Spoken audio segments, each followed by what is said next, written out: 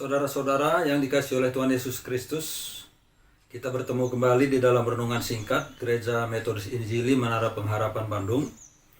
Saya akan membaca firman Tuhan untuk kita renungkan dari 1 Timotius pasal 1 ayat 12 sampai dengan 17. Demikian bunyinya.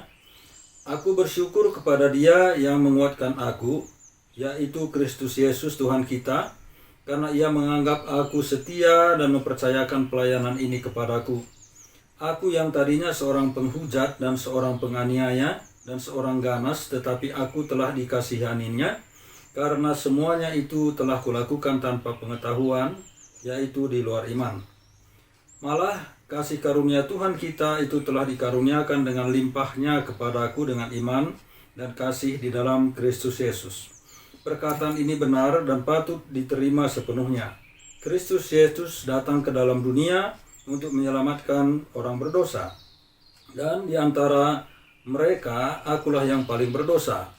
Tetapi justru karena itu aku dikasihani, agar dalam diriku ini sebagai orang yang paling berdosa, Yesus Kristus menunjukkan seluruh kesabarannya. Dengan demikian aku menjadi contoh bagi mereka yang kemudian percaya kepadanya dan dapat hidup yang kekal. Hormat dan kemuliaan sampai selama-lamanya bagi Raja segala zaman, Allah yang kekal, yang tak tampak, yang esa. Amin. Nah, saudara-saudara, ada orang-orang yang merasa bahwa dia itu cukup baik, cukup saleh, walaupun mungkin dia menyadari dia adalah orang yang berdosa.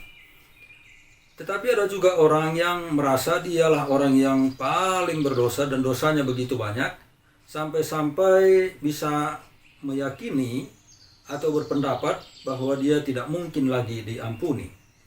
Nas yang kita baca tadi adalah berbicara tentang Rasul Paulus, di mana dia mengatakan bahwa dirinya dulu adalah seorang penganiaya, seorang yang ganas, dan penghujat.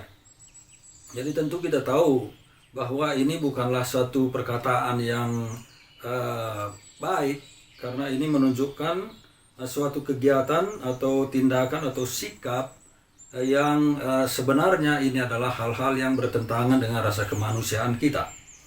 Nah, tetapi Rasul Paulus mengatakan dia yang begitu banyak dosanya, dan bahkan dikatakan tadi di ayat yang ke-15 bahwa dia adalah orang yang paling berdosa. Karena dikatakan demikian, dan di antara mereka akulah yang paling berdosa. Jadi dia sadar betul bahwa tindakannya selama ini dia adalah orang yang mendapatkan rekomendasi dari imam-imam kepala di Yerusalem untuk menangkap, membunuh dan memenjarakan orang-orang percaya dengan tujuan, karena kebencian, dengan tujuan untuk menghentikan orang-orang percaya itu untuk percaya. Nah, sebelumnya kita sudah membahas bahwa dalam perjalanan ke Damsyik atau Damaskus di Suriah, dia bertemu dengan Tuhan Yesus di sana.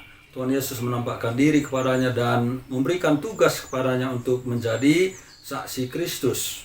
Nah, saudara, setelah dia bertobat, nah inilah perkataan dia, bahwa dia dulu seorang penganiaya, seorang yang ganas, seorang yang menghujat, dan dia menyimpulkan bahwa dirinya adalah orang yang paling berdosa.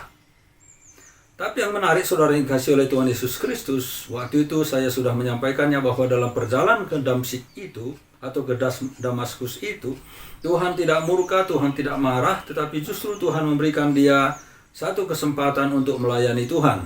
Dan itulah yang kemudian dia lakukan, dan ini menjadi perkataan yang disampaikan oleh Rasul Paulus itu sendiri. Nah, dari keberdosaannya, dia dikasihani oleh Tuhan, dia kemudian dirangkul oleh Tuhan, diberikan oleh Tuhan. Justru dia mengatakan sekarang begini, setelah dia bertobat. Tetapi justru karena itu aku dikasihani, agar dalam diriku ini sebagai orang yang paling berdosa, Yesus Kristus menunjukkan seluruh kesabarannya. Dengan demikian aku menjadi contoh bagi mereka yang kemudian percaya kepadanya dan mendapat hidup yang kekal. Jadi dengan kata lain, saudara yang dikasihi oleh Tuhan Yesus Kristus, sebesar apapun dosa orang, seperti apapun dia pendosanya, jenis atau bentuk atau perbuatan dosa apapun yang pernah dikerjakannya, Tetapi justru dikatakan oleh firman Tuhan di sini, Tuhan itu tetap sabar. Tuhan itu tetap menunjukkan belas kasihannya. Tuhan itu tetap menunjukkan kemurahan hatinya bagi manusia yang berdosa. Nah, itu sudah dialami oleh Rasul Paulus sendiri. Karena itu maka dia berani mengatakan bahwa Yesus Kristus menunjukkan seluruh kesabarannya. Dengan demikian aku menjadi contoh. Artinya apa? Bahwa aku manusia yang paling berdosa ini pun dibelas kasihani oleh Tuhan, maka tentu orang-orang lain juga sebesar apa, sebanyak apapun dosa dan tindakan-tindakan yang dia lakukan, yang bertentangan dengan firman Tuhan, yang melawan kehendak Tuhan. Tetapi Paulus mengatakan, aku ini contoh bahwa Tuhan itu sabar, Tuhan itu tetap mengasihi, Tuhan itu tetap peduli. Dengan tujuan apa? Tujuan bukan sekedar pertobatan, tetapi dijelaskan di ayat yang ke-16 bagian akhir ini, dikatakan demikian. Dengan demikian aku menjadi contoh bagi mereka yang kemudian percaya kepadanya dan mendapat hidup yang kekal. Jadi sejahat apapun orang, Tuhan mau merangkul, menerima orang itu, memberikan kesempatan kepada orang itu untuk bertobat, menerima Tuhan Yesus sebagai Tuhan dan Juru Selamatnya, dan kemudian dia beroleh hidup yang kekal. Jadi bukan hanya sekedar bertobat, tidak lagi berbuat kejahatan, bukan. Tetapi justru jauh melampaui itu, bahwa orang yang kemudian menyadari dosanya, sebesar apapun dosanya, dia insaf akan dosanya, dia datang menyerahkan dirinya kepada Tuhan Yesus Kristus untuk pengampunan dosanya, maka orang itu akan diampuni dan dia memperoleh hidup yang kekal. Nah, jadi saudara-saudara, kita tidak perlu takut. Mungkin di antara saudara-saudara merasa diri saudara paling berdosa di muka bumi ini. Tetapi Tuhan Yesus tetap mengasihi saudara. Mungkin saudara merasa tidak layak lagi di hadapan Tuhan. Tetapi Tuhan Yesus melayakkan saudara. Karena Tuhan Yesus sendiri mengatakan, dia datang bukan mencari orang benar, tetapi mencari orang berdosa. Dan tentu semua manusia di bumi ini adalah orang yang berdosa. Barangkali kita hanya berbeda dalam satu hal. Satu pintar menyembunyikan dosanya sehingga tidak ketahuan. Tetapi ada juga orang-orang tertentu sangat mudah kita ketahui dia berdosa. Karena dosa itu bukan sekedar perbuatan dan perkataan, tetapi juga ada niat. Niat itu juga bisa menjadi dosa. Ketika niat itu niat buruk, niat melampiaskan emosi, nafsu, itu baru niat. Tetapi di hadapan Tuhan itu semua adalah dosa.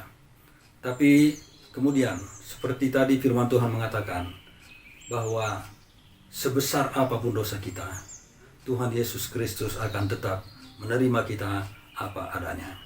Kiranya Tuhan memberkati kita semua. Amin. Saudara-saudara yang dikasihi oleh Tuhan,